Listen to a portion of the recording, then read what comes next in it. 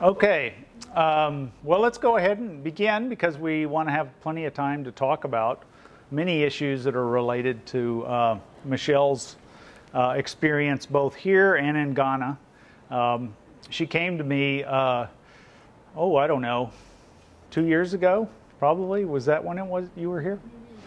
A year and a half, and explained to me what she was doing, and we were in the middle of initiating a research project that involves writing and composition in 21st century contexts, and her research project seemed, perfectly appropriate for that effort. I think you'll find out why when you get to see the 6-minute video that she prepared, and also as she talks about her experience.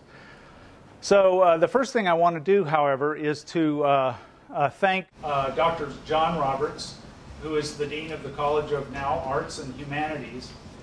His support has allowed us to, over the last 3 years, to sponsor research efforts all over the university and off campus as well. And we're now planning a series of research reports and discussions, and this is the inaugural event. So we're very happy that Michelle was willing to volunteer to do this. But today we're going to listen to Michelle Kearns talk about her and show us her multimedia work, but and talk about her work over the last several years where she's been exploring and conducting a teaching experiment.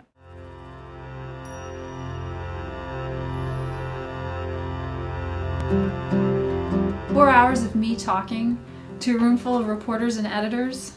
I was in Ghana, I was panicking. I was finally looking at how long my teaching sessions were as a seminar leading volunteer. In the hotel, at the airport, people around me looked cool. Heat had me swabbing my face with a handkerchief. Even the metal finish on my glasses was peeling off. As the air conditioner chugged in my hotel room, I came up with a plan. In the days ahead, with journalists from the Daily Graphic, I would begin my teaching writing experiment. My first step was to make copies of the series of short, feature-style stories I'd slipped in my bag. They'd just appeared in the Washington Post. This was March, before Obama's election. Post reporters wrote 10 pieces about people and the candidates they favored. A scuba diving store owner compared them to sharks. Obama was a silky, according to one story, a sleek, thin, fast-moving shark who sneaks up on you. These stories had humor, scene, context, quirky detail, all this in a few paragraphs.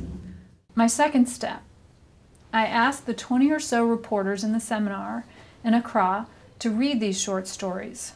We talked about the style. They picked favorite elements. They said they liked this idea of colorful, detailed writing. Ghana was in the midst of its own elections. I asked the reporters to try writing their own versions of these short stories. So they left the building and did man-on-the-street interviews. Then they came back to write. To me, the prose in the Ghanaian newspapers seemed dry, convoluted, dull, not unlike some in the U.S. Could this exercise in imitating a working model help people loosen up and write more fluidly? I think that's, for me, as a journalist, it is always interesting and challenging to learn about how journalism is practiced elsewhere. It also helps you to share ideas, exchange opinions, and know how to go about it. I was pleasantly surprised. After an hour or so, folks were ready to read their work aloud. Their evocative pieces included one about disaffected young men drinking at lunch at a nearby eatery. A reporter wrote about one young man who banged on the table and lamented, "Why waste your time to vote?" Then, back at Ohio State, I added to my story writing exercise. I stole an idea from someone else's seminar. The 4 points of the narrative arc as crafted by Berkeley's Center for Digital Storytelling. First, open with a quote that reveals the story's problem, obstacle, or revelation. Second, explain the context of the story. Third, describe the problem/obstacle. Fourth, finish with an insight. This wisdom shaped my own floundering script for a multimedia piece. I was producing it during my time as a journalism fellow at OSU last year. I then tried teaching the 4-point narrative arc with staff from a magazine. The staff had come to OSU for a few days to learn how to produce multimedia. One editor applied the principles of the arc perfectly. Deborah Williams made this story from an interview she'd done at an inner-city Chicago school. What? You want her to walk? Yesterday, a 5-year-old girl had no way to get home after summer school, and when the principal got in touch with the mother, who was not at home, the mother told the principal to let her walk. Yes, let her walk home from one of the poorest schools in Chicago and 2 blocks away in the Abla housing projects, one of the city's most infamous. One of the school staff decided to walk her home. As a reporter, I decided to go with her, and so does a security guard. Through vacant lots, by boarded-up buildings, by young men sitting on stoops. Catalyst is behind the curve at the moment from telling these kinds of stories that we as reporters encounter on a regular basis. The challenge is, how do we tell these stories that often happen on the fly? How do we tell them in schools that are resistant to us being there and filming these occurrences when they happen? Still, the insight is the possibilities are there. Next, in my teaching experiment, I combined asking people to read and imitate the story shorts from the Washington Post with the narrative arc explanation.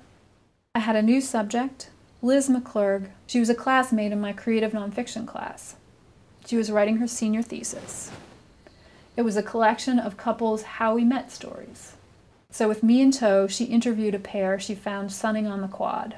My friend, when we were pledging, we decided we'd get some girls and go to a party and be like, hey, you want to come? So we walked down, we saw their doors open, and we started talking to them. He was being obnoxious. And we were just messing around with them. The opening line was, he was being obnoxious.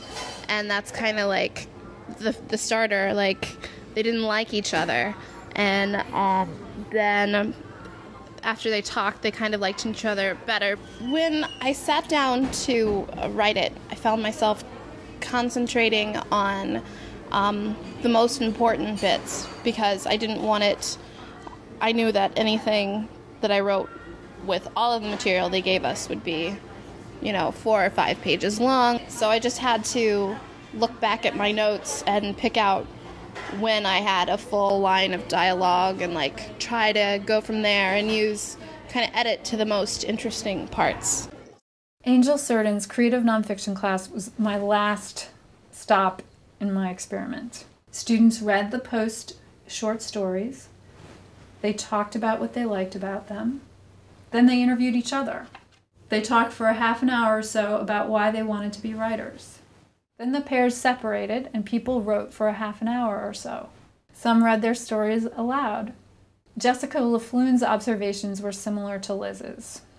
I personally was surprised at how much mileage I got out of just a 5-minute interview. I found that I felt like by incorporating scene and so much of what Eden said that this could have been pages and pages longer, but focusing it down in such a narrow space really brings out the most important parts. I guess it kind of shows you how to call the most exciting or the most important pieces of your interview and really bring them to light.